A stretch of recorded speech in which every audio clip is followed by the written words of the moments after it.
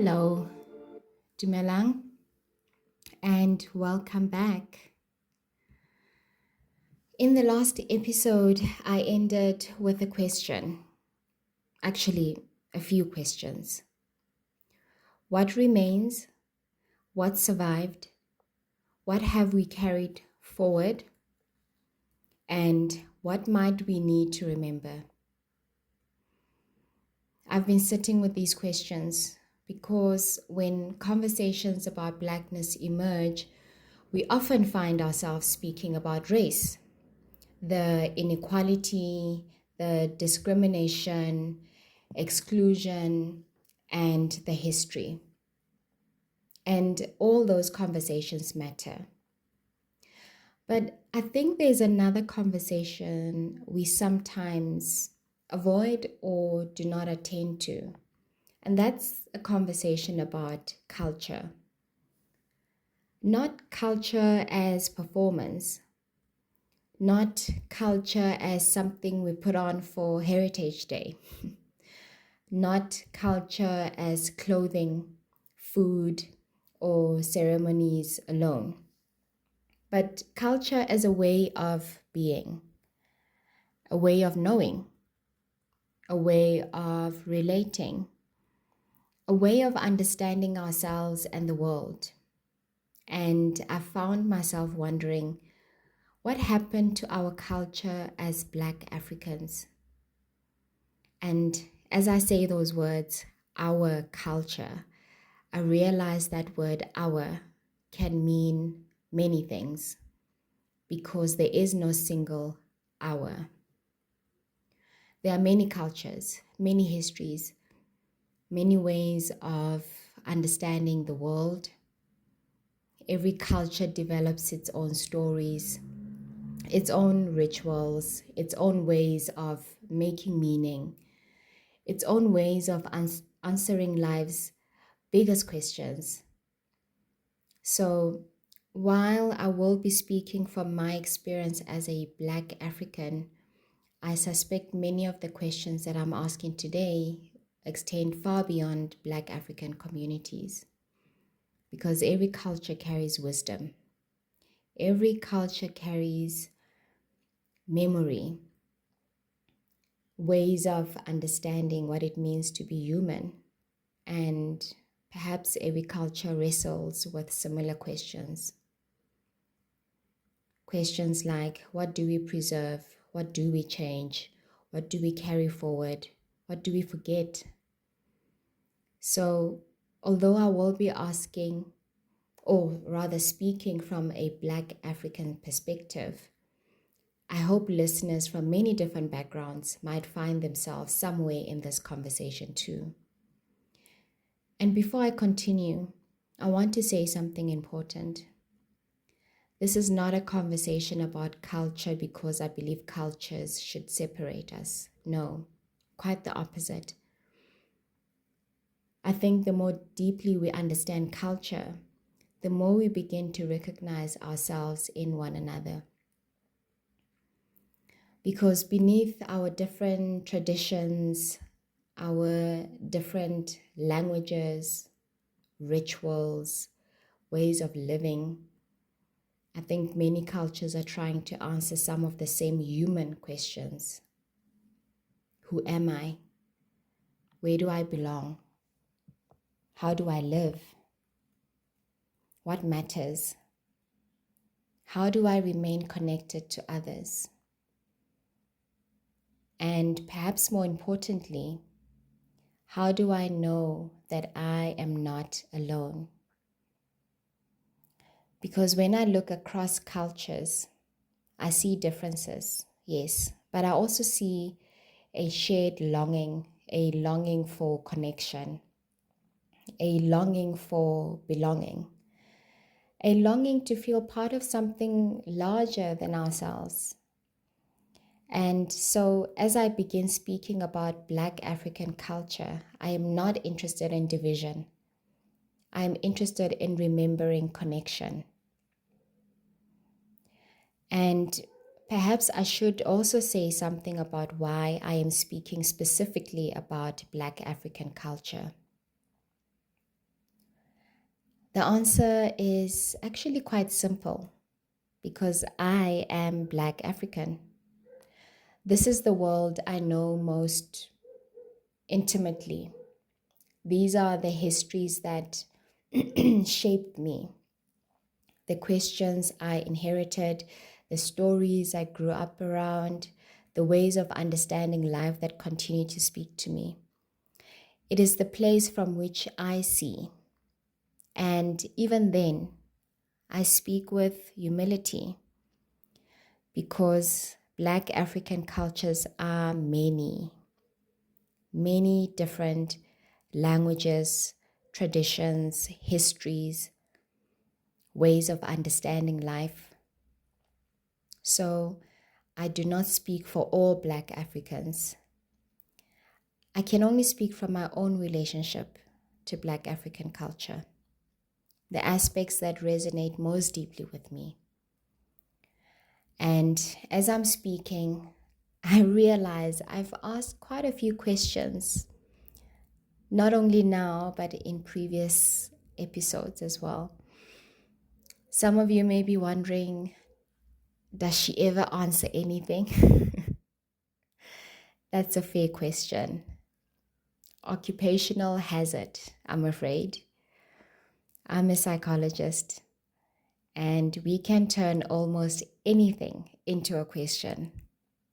And sometimes I think if you ask a psychologist what time it is, they'll respond, well, what does time mean to you?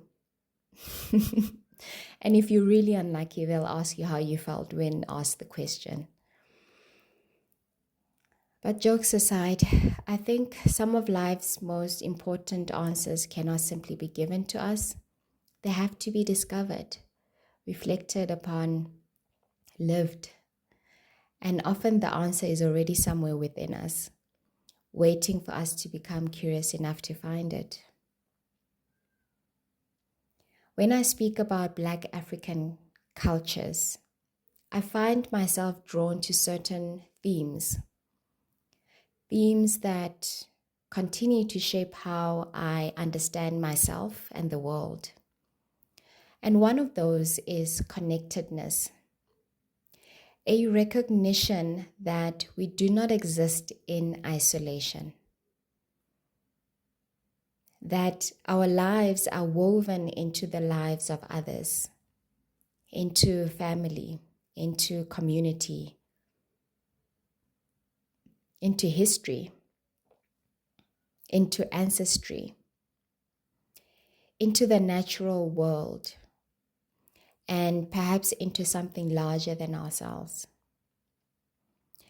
When I think about many of our ancestors, or rather my ancestors, I think about people who paid close attention to nature, attention to seasons, attention to the movement of life around them.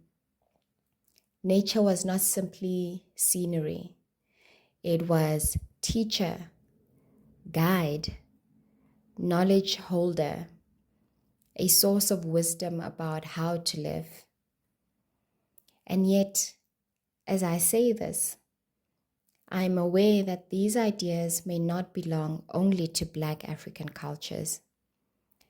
Perhaps they point towards something more fundamental, something deeply human, because across cultures, across histories, and across the world, human beings have searched for connection to one another, connection to nature, connection to meaning,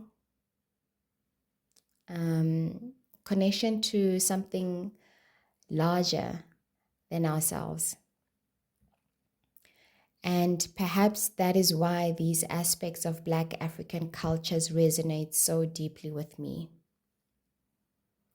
I think one of the mistakes we sometimes make is imagining culture as something fixed or something frozen in time, something preserved behind a glass.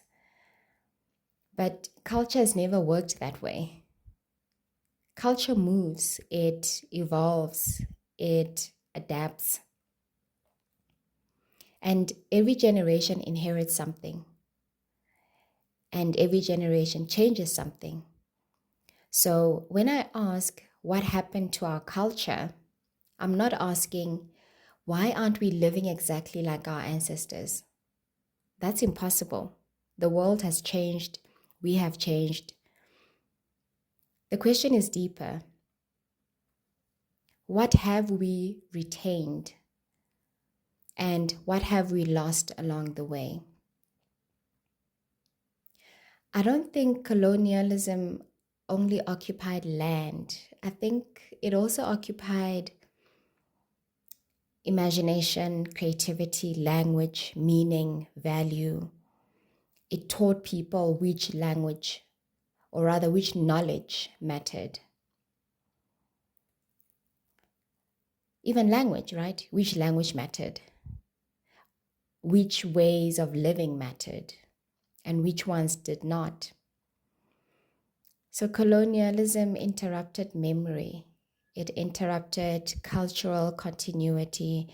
It interrupted people's relationship with themselves. What happens to a people when they begin knowing more about others than themselves? What happens when memory becomes interrupted? And yet, I find myself returning to the word remembering.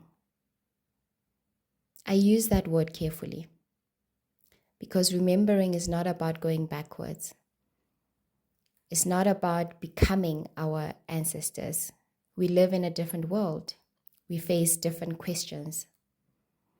And yet, we carry our ancestors within us, in our languages, in our stories, in our values, in our ways of relating, in wisdom that has traveled across generations. So when I speak about remembering, I'm not speaking about returning.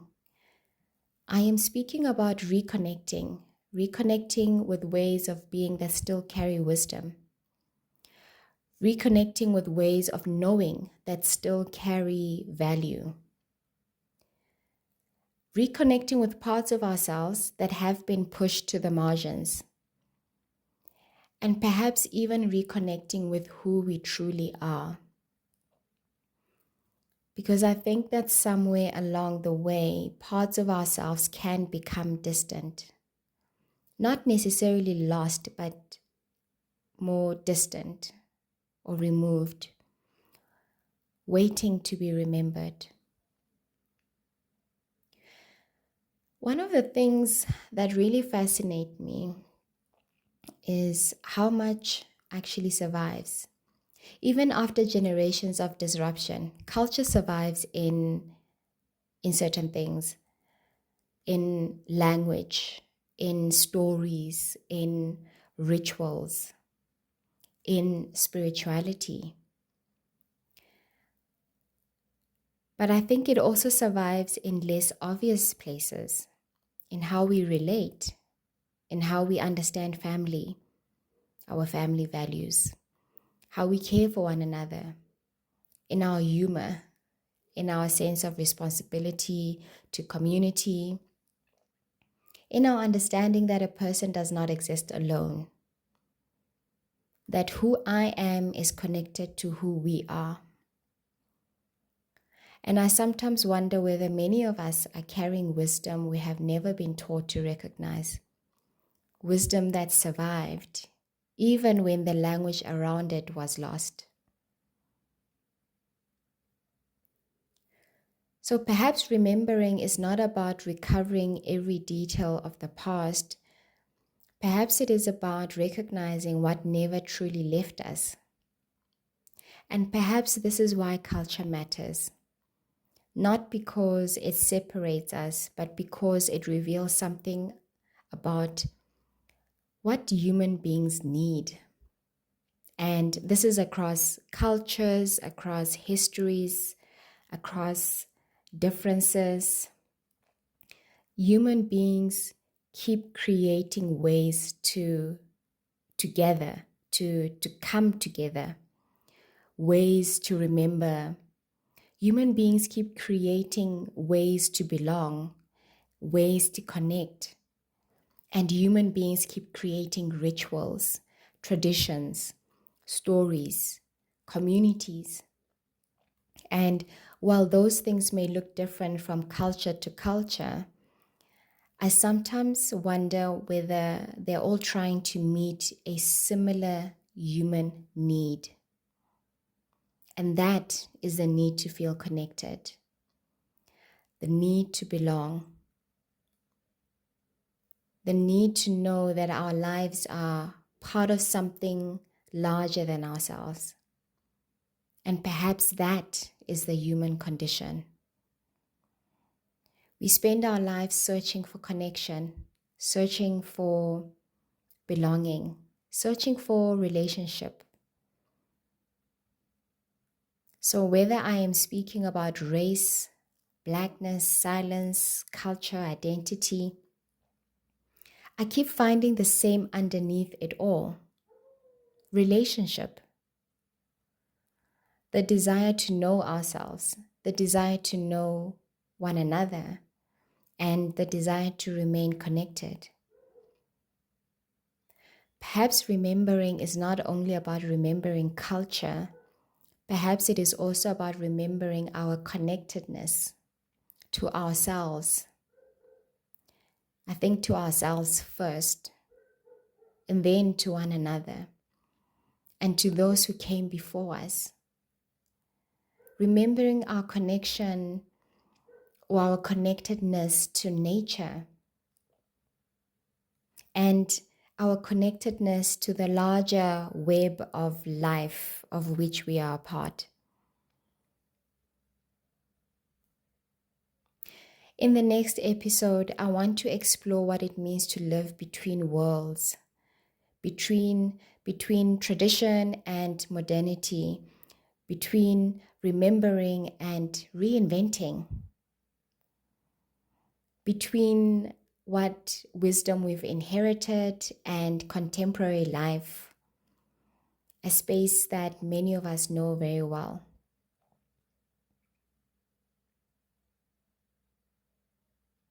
There's something that I think most of us can relate to, and that's being in that in-between space, in between worlds.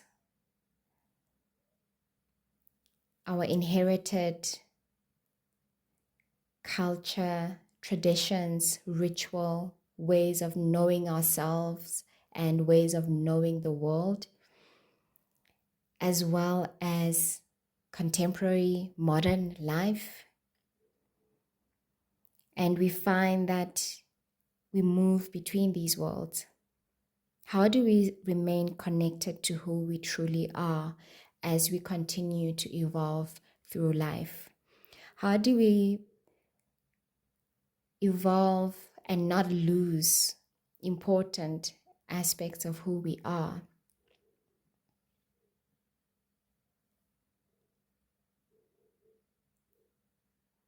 Being between worlds and not losing ourselves. I think that's a space that we all know very well. We grapple with that. And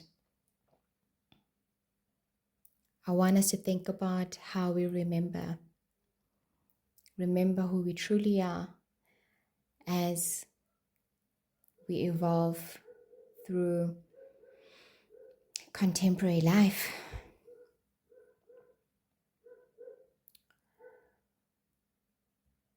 I'll see you in the next conversation. Lesedi Khanya.